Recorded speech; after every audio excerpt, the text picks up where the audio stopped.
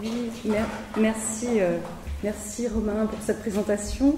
Merci Nicolas et tous les deux. Merci à tous les deux pour cette invitation et pour tout ce qu'on a écouté jusqu'à présent qui était vraiment très intéressant. Donc moi j'ai décidé aujourd'hui, j'ai intitulé ma communication Une énigme en moinerie, évidemment avec une astuce de jeu de mots, mais j'espère que qu'elle sera pertinente. Je voulais vous parler en fait de Frère Jean, encore une fois, de ce personnage flamboyant, truculent, aussi bien en parole que dans les coups qu'il porte, qui apparaît comme un personnage fidèle à lui-même, fidèle à la promesse du titre, très horrifique, et qui, au fil des 3 séquences où il apparaît, montre des visages qui évoluent tout de même. Donc les 3 séquences, le chapitre 27 où il est seul contre tous, puis des chapitres 39 à 48 lorsqu'il fait partie de la compagnie des gargantuistes et il s'installe véritablement dans la fiction. Ça pouvait paraître un personnage un peu satellite au départ et puis finalement pas du tout. Et pour finir, la séquence des chapitres 52 à 58, enfin 52 et 58, dont il vient d'être question, pour la fondation de Thélème et le déchiffrement de l'énigme finale. Donc il est à la fois fidèle à lui-même, c'est-à-dire toujours gaillard, toujours prompt à l'action, et en même temps déconcertant par ses excès ou ses aspects parfois grotesques, par exemple quand il est pendu à un arbre par son aume, au chapitre 42. Et sa conduite peine à être caractérisée, d'abord à être caractérisée comme héroïque, dans la mesure où c'est tout de même un personnage qui massacre des hommes à terre, des hommes qui implorent sa pitié, qui n'a nul merci, dit-on dans le texte, comme si peut-être Rabelais interrogeait les fondements même de l'idée de héros ou de la notion d'épopée. Donc là, pour l'épopée, je renvoie à tous les articles qui ont déjà été écrits et fort intéressants sur cette question. Mais en tout cas, on peut dire que dès son apparition, Frère Jean est situé dans un entre-deux. Il apparaît en effet au chapitre 27, et je voudrais commencer par commenter la place de cette apparition, puisqu'il apparaît entre un chapitre, le chapitre 26, qui a montré les exactions monstrueuses du va-t-en-guerre irréfléchi qu'est Picrocole, et un chapitre 28 qui transporte le lecteur du côté de la pondération, tout aussi extrême, dans une forme de paralysie incrédule et stérile de Grand Gousier. Et dès lors, Frère Jean semble n'être à cette place originale l'homme d'aucun bord encore, pas même celui d'ailleurs de ses congénères les moines, qu'il ne parvient pas à fédérer pour les inciter à l'action alors que la vigne est en danger. On ne lui trouve donc pas d'identité bien définie, ni héros positif, ni ruffian négatif, parce que le texte le place entre les belligérants, comme à une intersection, dès son apparition. Il est un peu le bon, la brute et le truand à la fois. Ce trouble augmente ensuite parce qu'il est entretenu par le texte, et en particulier lorsqu'il est question de son statut de moine. C'est par rapport à ce statut, plus encore que par l'incertitude de la lecture que je viens de proposer, qui ne sait pas vraiment classer le personnage, c'est donc par ce statut que Frère Jean présente les contradictions les plus explicites. Il est en effet présenté à la fois comme n'ayant rien d'un moine et comme le moine par excellence. D'une part, il contredit la représentation du moine, figure littéraire classique de repoussoir au XVIe siècle, telle que les autres personnages eux-mêmes nous la rapportent dans le chapitre du banquet. Il apparaît comme très différent du moine honni, du moine ocieux et inutile, parasite et malfaisant, et constitue ainsi une sorte de problème soumis à la sagacité de tous lors des propos de table du chapitre 40. Au regard des moines qu'on a l'habitude de voir, il serait donc en quelque sorte un faux moine. Mais, dans le même temps, son portrait initial l'a présenté au lecteur comme un vrai moine, une perfection de moine, telle qu'on ne pourrait en souhaiter de meilleure. Je cite, page 263, « Pour tout dire sommairement, vrai moine, si on qu'en fut depuis que le monde moinant moina de moinerie. » Et encore, page 385, il dit « Je suis moine parfait, par Saint Jean. » Ce qui renvoie les autres moines, alors, à l'état de fausseté ou de simulacre de moine, si c'est lui, le moine parfait. Or, comment peut-on qualifier d'idéal un moine qui expédie les heures et qui débride les messes, page 263, qui massacre et jure à tout va, et lit les psaumes pour s'endormir, ou pour endormir ses congénères, chapitre 41. C'est que le personnage a une singularité qui le distingue du commun, et ce n'est donc pas Frère Jean, peut-être en tant que tel, qui pose question, c'est Frère Jean en tant qu'il est nanti du statut de moine, qui est source de perturbation des attentes. En somme, la question que je voudrais poser aujourd'hui est la suivante: pourquoi Frère Jean est-il un moine?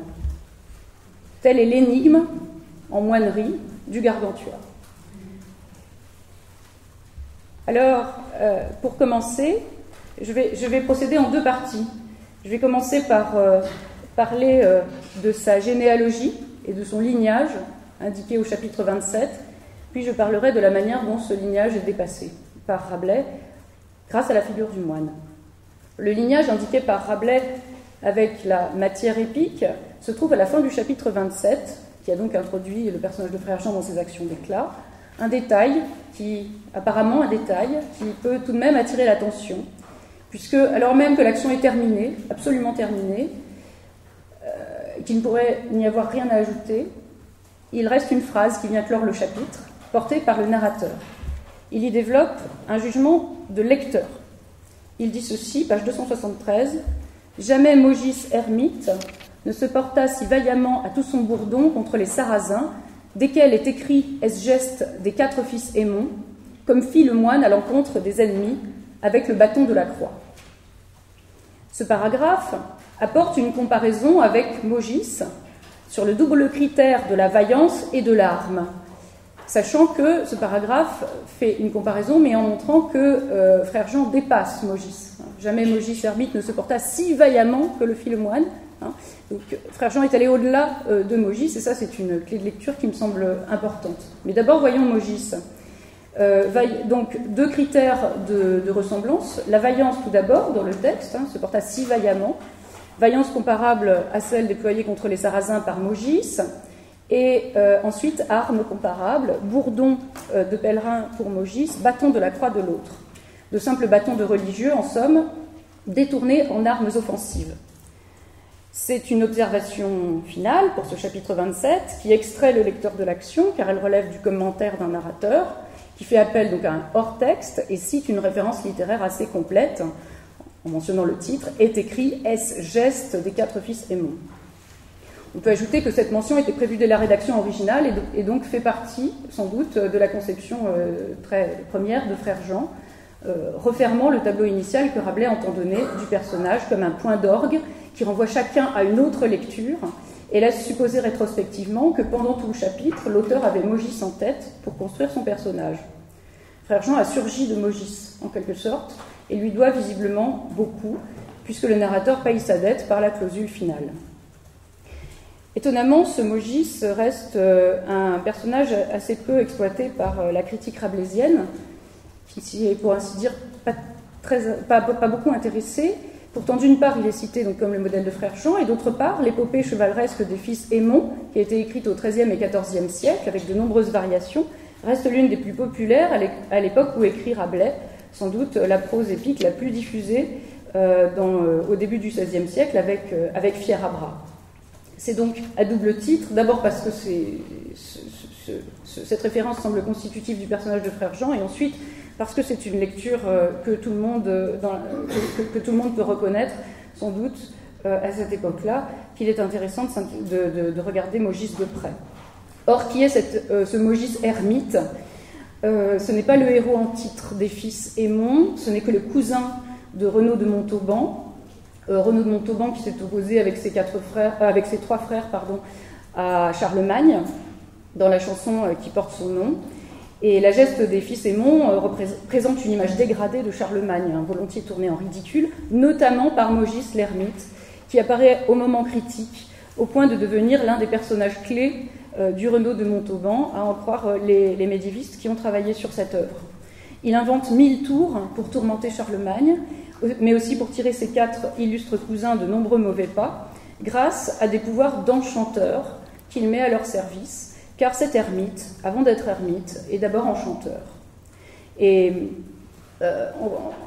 donc dans l'action, Mogis, le cousin des frères, vient régulièrement en aide aux 4 fils Aymon, n'hésitant pas à ridiculiser le roi pour l'exaspérer. Il endort des armées entières, il tue vigoureusement les Sarrasins qui s'opposent à eux, comme Rabelais nous le rappelle, et il y a de nombreuses batailles épiques, bien sûr, qui ne pourraient être gagnées sans l'aide de Maugis, ce qui rappelle bien sûr Frère Jean, d'autant que comme lui, Maugis est un personnage inconstant ou intermittent, disons, du récit, paraissant pour telle séquence, puis disparaissant tout un moment pour revenir, le cas échéant, lorsqu'on a besoin de lui.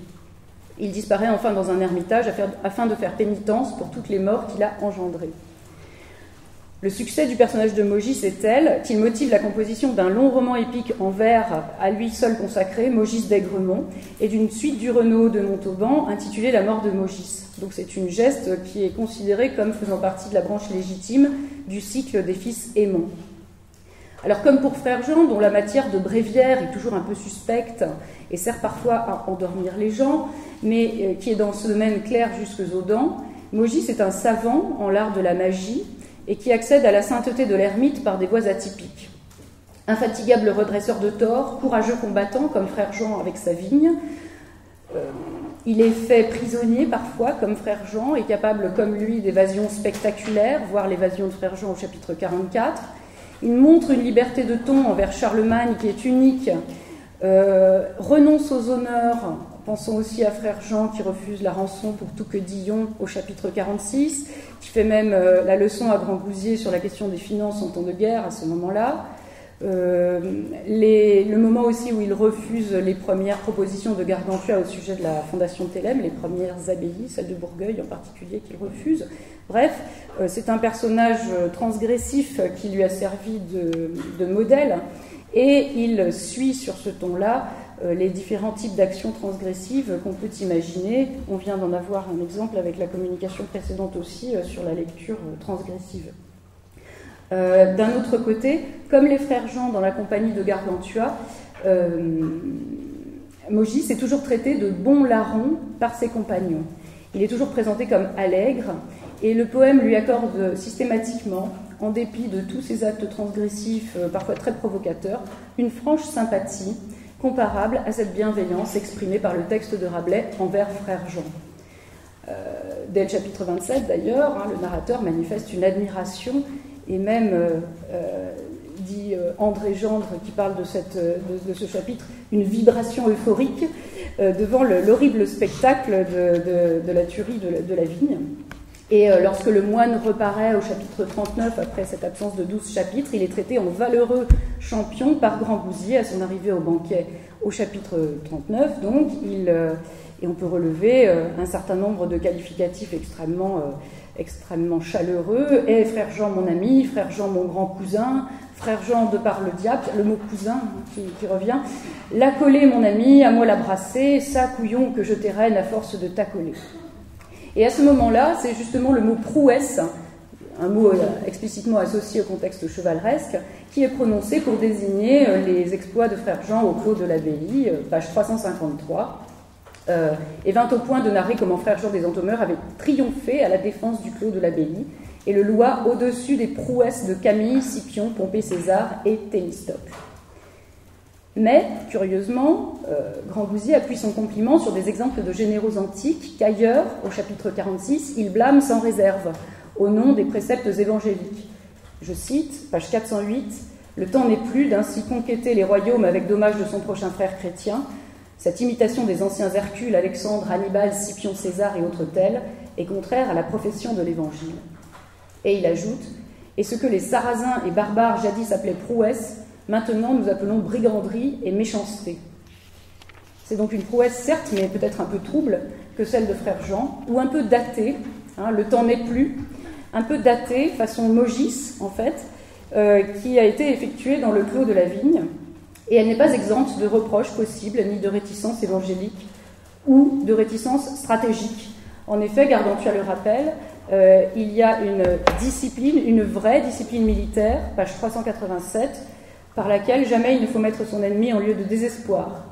Or, Frère Jean poursuit les derniers fuyards et les abat comme seigles en frappant à tort et à travers, page 387. Cet acharnement sur des blessés n'est pas son premier, il n'en est pas à son premier acharnement, c'était pareil il empalait, tranchait, pourfendait, transperçait au chapitre 27.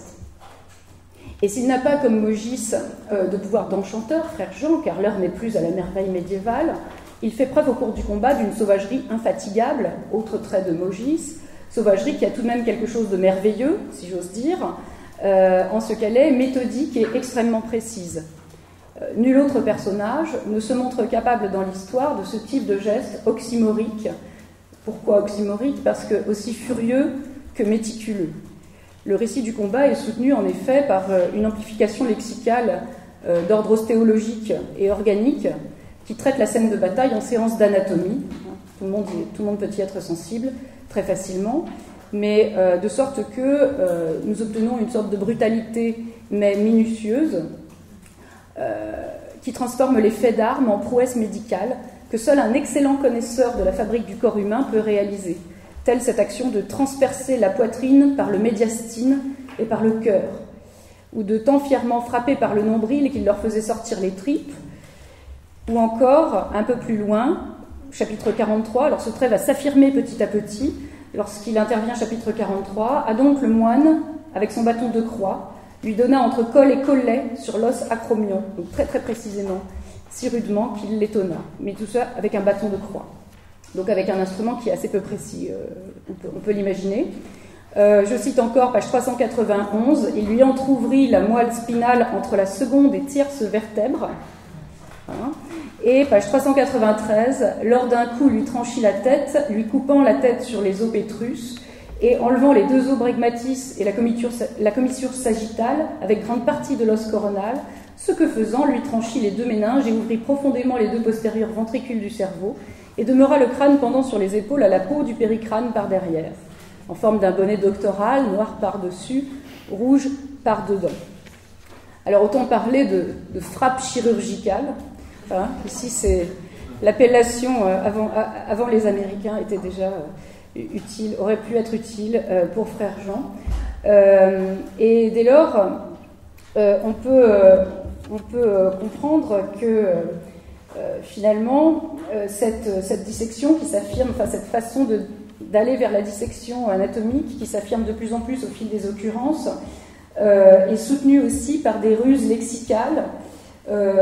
Et finalement, le chapitre 27 s'affirme par une forme de variation synonymique et variation des niveaux de langue pour masquer la répétition d'un geste qui est toujours le même. Ce geste, c'est choquon, choquer, hein, c'est-à-dire donner des coups, des grands coups, à tour de bras, mais Rabelais multiplie alors les verbes, là pour le coup, des verbes qui sont très soigneusement choisis. Je vous renvoie au chapitre 27, et puis aussi des substantifs pour désigner les parties du corps qui ont été ainsi effondrées, sfacelées, grévées, etc. Et par exemple, il désigne avec plusieurs noms différents des parties qui sont en fait les mêmes. Jambes, grèves et fossiles sont finalement des façons de désigner les jambes ou les tibias. Donc, plutôt un acharnement, mais le vocabulaire s'ingénie à faire croire qu'il s'agit d'une distinction, à faire croire qu'on fait le tour de l'anatomie, alors qu'en fait, il s'en prend toujours aux jambes des assaillants. Hein, donc il y a une espèce de ruse synonymique pour faire en sorte que la brute passe pour un virtuose et que le déferlement de fureur soit transmué en une opération fine. Hein, de même, on peut remarquer dans une dissection, telle que Rabelais a pu en voir sans doute lors de ses études de médecine à Montpellier, lors d'une dissection, il y a toujours un ordre. Hein, c'est très très ordonné, une dissection. Pas faire ça n'importe comment, absolument pas. Or ici, pas vraiment de rigueur hein, dans la façon de mener le massacre. On aurait donc, si on a affaire à un anatomiste, ce serait une sorte d'anatomiste fou, ou un monstre qui disperse ça et là des morceaux de corps, avec plus de cruauté que de véritable discernement. Donc, peut-être que là, avec ce type de remarque, on retrouve la merveille au sens médiéval, c'est-à-dire une façon de massacre perpétré par quelques créatures merveilleuses et sanguinaires. Hein, par exemple, cette façon de faire un chapeau de cardinal noir et rouge est tout à fait exceptionnelle en cruauté. La façon de l'annoncer surtout. À l'égard de la merveille enchantée qui rappelle l'univers de Mogis, n'oublions pas non plus de mentionner les vertus mirifiques du froc de Frère Jean, traité dans le chapitre 40 comme un objet magique, pourvu de pouvoirs merveilleux, et dont il est impossible à Frère Jean de se séparer comme s'il s'agissait d'un talisman. Ainsi, si Frère Jean n'est pas présenté comme un enchanteur, il en conserve certains aspects et partage avec Mogis le fait d'être un personnage à part parmi les personnages épiques et effectivement leur lointain cousin. Alors, la comparaison avec un Mogis ermite qui n'est pas vraiment un saint est-elle valorisante ou inquiétante ? En tout cas, l'ambiguïté de la comparaison n'échappera pas au lecteur qui connaît le caractère de Mogis, issu d'une chanson de geste, elle-même marquée par la révolte envers l'autorité. De cette façon, ce sont tous deux des personnages un peu à part, qu'on ne peut enfermer, des êtres insaisissables, qui résistent à l'analyse, tant leur vaillance confine à la sauvagerie, merveilleuse, sauvagerie matinée de religion, et leur cruauté occasionnelle ne les empêche pas d'être au demeurant de fort bons camarades, sur qui l'on peut compter aveuglément. Toutefois, notre bon frère Jean, notre cousin, celui qui semble faire fi de toute règle au profit d'une pragmatique de l'action, le cerveau caséiforme de Rabelais en fait un moine, et non pas un ermite. Pourquoi devient-il moine, ce Mogis ermite de l'histoire médiévale, alors même qu'il semble si peu ressembler aux moines de la tradition littéraire renaissante? Alors, plusieurs hypothèses. La première, c'est la logique silénique, peut-être donc déjà pour montrer qu'il ne faut pas se fier aux apparences, comme le dit le prologue avec tant d'insistance. D'après sa description première, Frère Jean est beau et vif, contrairement aux moines décrits au chapitre 40. Il blasphème beaucoup et incite les autres moines à laisser la messe et les chants au chapitre 27. Mais dans le fond, comme le dit Gymnaste, page 381, c'est un gentil petit monachus, formant donc la figure paradoxale d'un moine qui n'en a pas l'air. Rabelais construit une figure silénique, c'est-à-dire portant la marque évidente d'une discordance entre l'apparence extérieure, le moine brutal, et la drogue précieuse au-dedans contenue, le précieux compagnon, le conseiller du prince, au moment de Thélème en tout cas. Or, les clés de compréhension sont dans le texte, dès le prologue, qui explique les silènes et justifie l'importance de ne pas se fier aveuglément au titre, en prenant à témoin le lecteur sur le proverbe bien connu « L'habit ne fait pas le moine ». De fait, il était important peut-être que Frère Jean soit un moine, en particulier parce qu'il porte justement un froc, son habit, qui n'en fait pas du tout un moine. Les deux propriétés principales du froc horrifique sont en effet tantôt une sorte de cuirasse qui, face à la lance de tir avant, reboute le fer comme si vous frappiez d'une petite bougie contre une enclume, donc tel est le froc, et tantôt donc une cuirasse, tantôt un filet de séduction pour piéger des femelles, voir l'exemple du lévrier de Monsieur de Meurle. L'habit, donc apparemment monacal, ne fait donc pas le moine, c'est le moins qu'on puisse dire, si l'on s'en réfère au vœu de chasteté et à l'isolement du monde supposé chez un moine. Voilà qui confirme que la prudence est de mise vis-à-vis des apparences. Mais pour cela, il fallait un moine. Ensuite, faire de Frère Jean un moine, deuxième hypothèse, correspond pour Rabelais à un autre intérêt, cette fois d'ordre linguistique. On peut supposer que c'est par goût des mots qu'il convertit l'ermite Mogis en moine de Sully dès son portrait initial.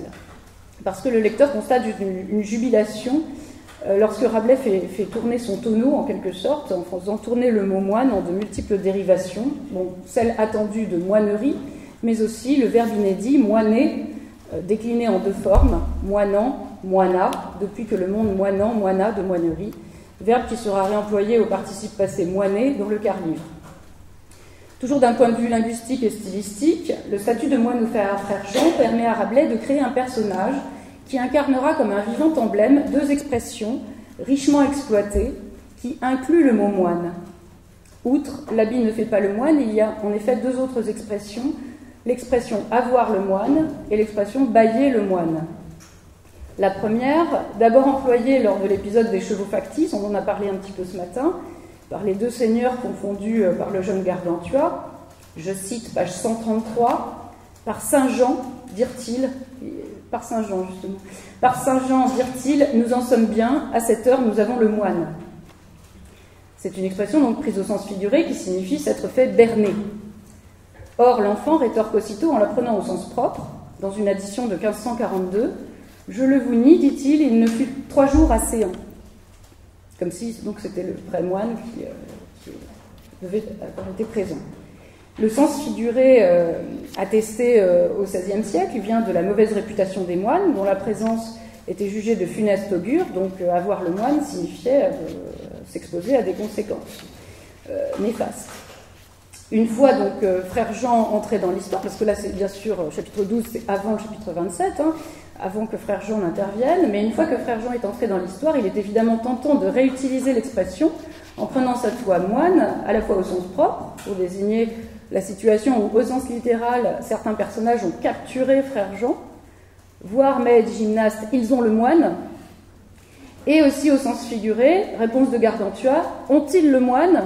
Sur mon honneur, ce sera à leur dommage. Page 387.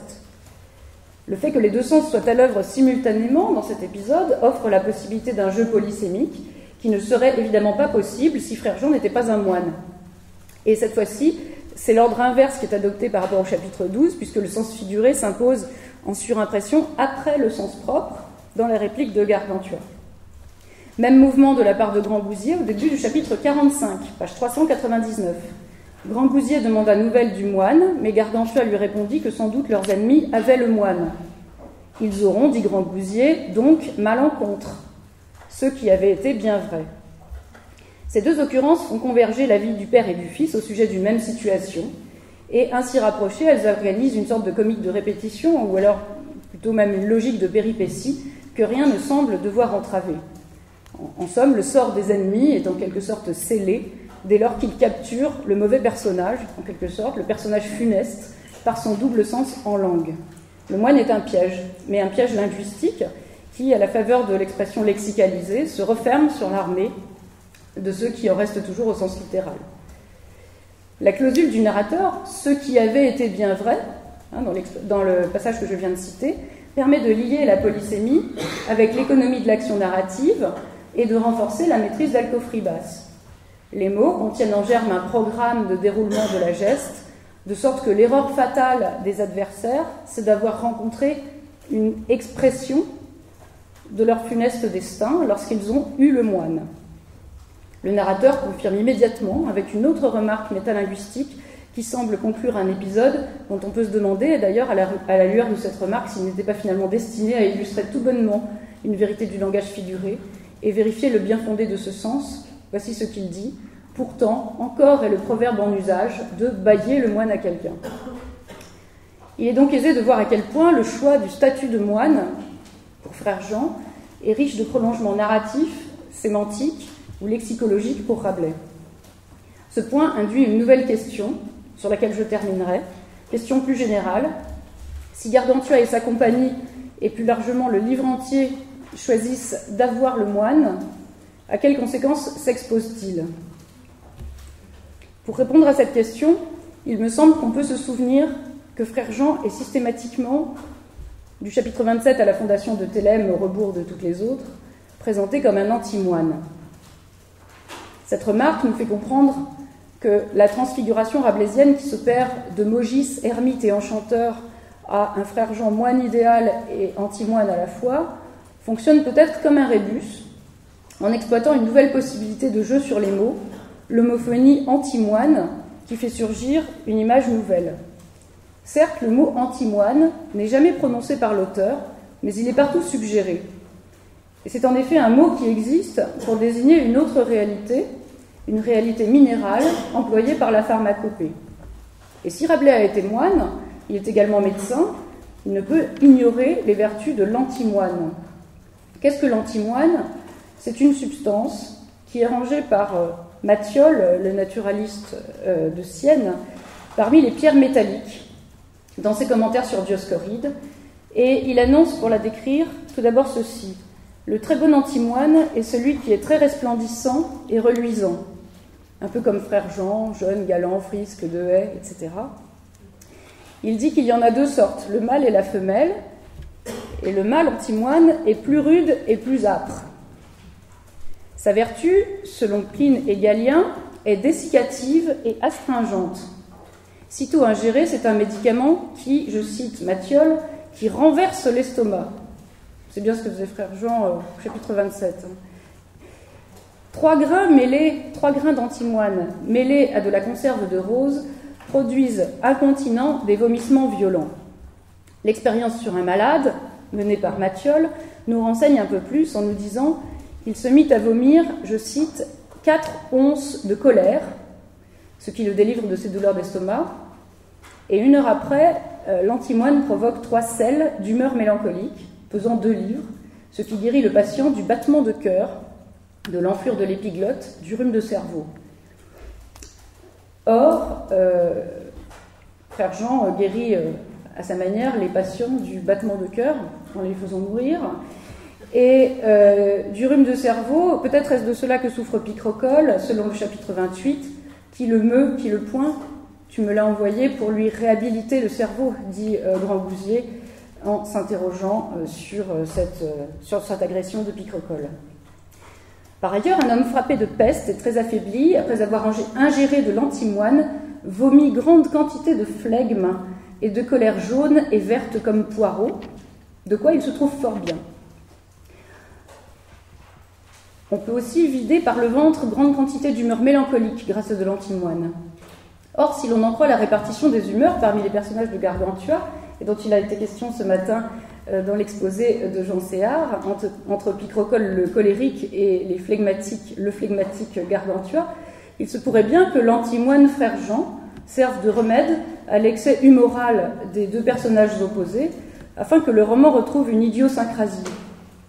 C'est ainsi que l'interprétation finale de l'énigme en jeu de paume purge de sa noirceur le discours très sombre, ponctué d'un profond soupir, tenu par Gargantua. Purge le roman, peut-être, plus fondamentalement, de toute mélancolique prévisibilité ou de tout flegme. Avoir le moine, c'est donc un puissant purgatif propre à débarrasser le corps de toute affection, comme le corps du texte de toutes les infections qui le minent, encore que, selon certains médecins, rapporte Matthiole, ce soit un venin mortel. La substance a donc ceci d'intéressant qu'elle est controversée, très controversée, et donne lieu, comme l'énigme finale, à des interprétations divergentes. Pour conclure, on trouve là, dans cet antimoine, les vertus purgatives puissantes, mais aussi les menaces propres aux moines de Rabelais. En somme, avec une pincée du Mogis, ermite et enchanteur, héros de la chrétienté contre les Sarrasins, et une bonne dose de moinerie bien aménagée, l'auteur obtient son antimoine, un frère Jean antidotaire et victorieux, aussi bien des ennemis de la vigne chrétienne que de la moinerie stupide lorsqu'il souffle au héros l'idée de Thélème. En bon abstracteur de quintessence, Rabelais a préparé sous nos yeux une sorte de précipité romanesque destiné à constituer un remède, un agent de résolution de la fiction, la précipitant vers l'action qui rend possible les victoires, toutes horrifiques soient-elles. Je vous remercie.